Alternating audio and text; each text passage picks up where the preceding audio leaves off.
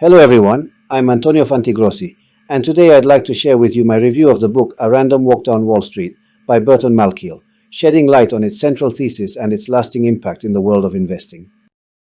Malkiel's main thesis is that stock markets are fundamentally efficient. He argues that stock prices always incorporate all available information, making it impossible for investors to reliably earn returns superior to the market.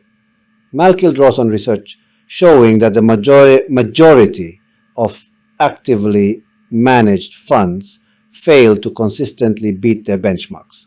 He suggests that stock picking and market timing strategies are largely futile, and that investors would be better off putting their money in low-cost index funds that track the entire market.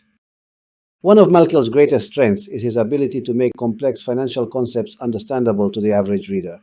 He has a true gift for weaving data and narrative in an engaging way.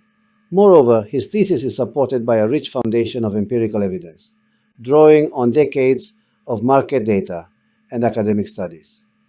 I believe this combination of accessibility and rigor has greatly contributed to the book's credibility and enduring impact. However, there are some areas where Malkiel's thesis has been challenged. Some argue that he overstates market efficiency, overlooking evidence of price anomalies and arbitrage opportunities. Others note that while most actively managed funds may not beat the market, a small subset of top performers consistently does, suggesting that skill may play a larger role than Malkiel acknowledges.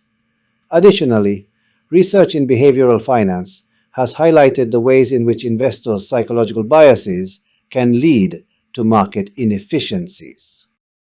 Despite the critiques, I believe Malkiel's core recommendations remain sound for most individual investors. Given the difficulty of consistently beating the market over time, a low-cost passive investing approach is truly a wise strategy for many. However, this doesn't necessarily preclude more active strategies for those with the appropriate skills, resources, and risk appetite. Malkiel himself acknowledges the potential of factor-based and smart beta approaches that seek to systematically exploit market inefficiencies. In the years since the book's original publication, we've seen the rise of online trading, ETFs, high frequency, and AI in markets. Yet, I believe Malkiel's central call for reasonableness and parsimony in investing still rings true. In an era of unprecedented access to markets, his message of caution and humility in the face of market efficiencies may be more relevant than ever.